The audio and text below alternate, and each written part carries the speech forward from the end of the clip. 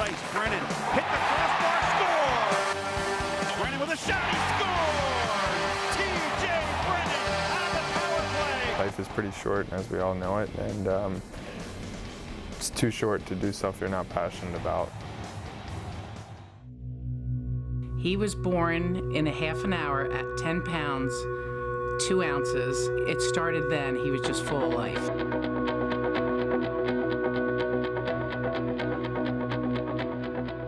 Terry was the kid that when he got home from school, he would start calling me at work.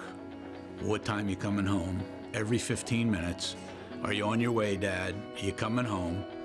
And he'd wait for me in the driveway with, you know, the goalie stick or the baseball glove or whatever he wanted to do. We used to do pickup games Saturday morning, or just Saturday pickup games. You knew he had a good slap shot when he was like 5 years old. That's how he used to punish me if I ever hurt him. He would take shots at me. There would be 40, 50 kids per day play out on that rink, and I'm telling you, they'd play for at least like 8, 9 hours. That was the homeland, that was home rink, that was where it all started. You weren't allowed to cross a certain line, and you had to try and score the whole length of the rink.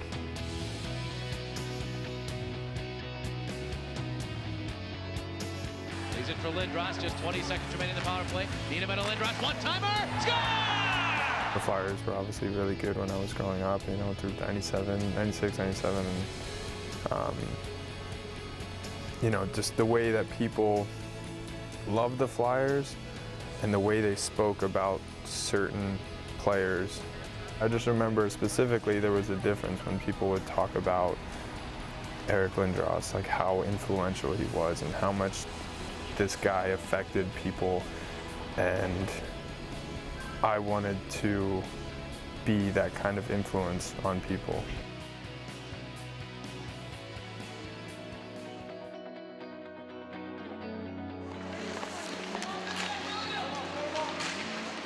I just said to him, here's the deal. I'll sign you up for the league, but if I have to come in and wake you up twice, you're done. And I never had to go in and wake him up twice. I think there was that first test of that he kind of realized that I was on another level and how serious I took it, because I was always up waiting and ready for him. You know, it didn't matter what time it was, I got to wake up and play hockey, and that was so exciting to me, and I guess my parents must have felt that. At that level, it was 13 to 16-year-olds, and he was 10 and a half or 11. And was hitting full slap shots and all, and so we're at the game, and it was actually at the Coliseum, and he was telling me before the game that the first time he gets the puck, he's going to skate through everybody, and he's going to shoot a slap shot and whiz it by the goalie. And I was like, okay. He's coming up with the puck when he's on the ice, and I'm just standing along the boards like I always did, and I see him winding up for the slap shot. All of a sudden, nowhere comes this big kid, just flattened him. As you know, fate would have it, my dad was the one standing right over the glass where I got hit. You know, it was like it was set up like that. But you know, it's just funny how you think things are going to happen and the way they actually do, and how that continuously keeps working out. You know, it teaches you perseverance and you know, how to learn how to adapt, and you know, forces you to grow.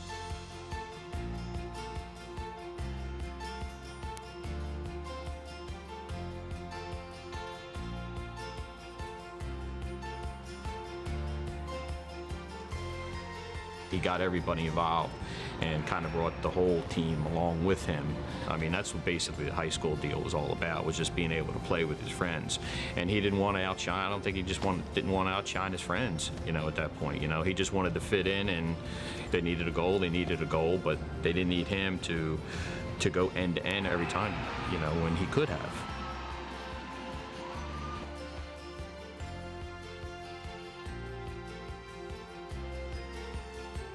When he was interested in leaving and really following his dream, he sat down with my husband and I remember him saying he felt at home on the ice. And I remember thinking, What a great thing to say. You know, I mean, that I could just tell the love and the passion for him really was on the ice. I knew what my dream was, and I knew what I wanted to do, and someone told me that that was the best way to get there, and I believed it. My husband and I were like, I never want to hold any of our kids back, and I never wanted him to say coulda, shoulda, woulda. Well, Dad remembers, you know, his 17-year-old son being 2,000 miles from home, and I knew how tough it was on him, so we made sure about every 3 weeks that somebody from the family went up to a game or met him sometime, so he had something to look forward to. It just kind of set in that there was a lot of real things happened, you know, that I just went away to Newfoundland, where most of my friends didn't even know where that was, never even heard of it, and I was somehow playing hockey there, and now I might be drafted in the NHL. You know, it wasn't like real. I couldn't grasp it.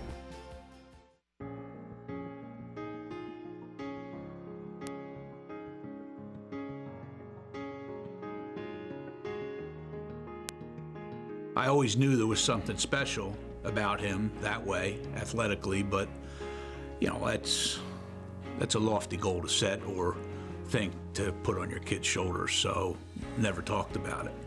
It's just weird how much it was normal to me then.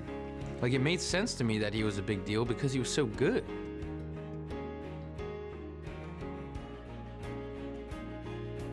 Scoring my first NHL goal was kind of just like unfathomable. The attacking zone, Roy. Slap pass center. Brennan scores in his first NHL game. TJ Brennan. I think in this moment that felt kind of like forever, I kind of saw my whole career and everything I've worked for in like get recognized in 1 second. And it was just so special, and my family was there, and you know, it was just really awesome. It was really surreal, and I couldn't put a face on it. I couldn't put anything. I just had this outer body experience of, you know, you kind of made it and you scored. You know, you were an influence. I wouldn't give that moment up for anything. Those moments we seek of, like, you know, hard work and, like, you know, that reward that comes from hard work and doing the little things. We always talk about those moments, which I'm proud of. You know, it's not just, we don't, you know, he's never just doing it for the celebration, he's doing it for the journey for sure.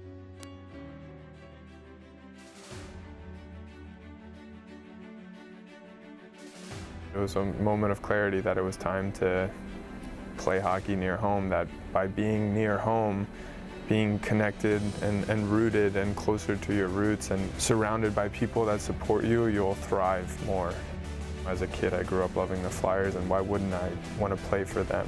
Because I think that's where the passion would show the most, and that's where I could focus all my energy, and it's where it would just seem like it would be the most fitting.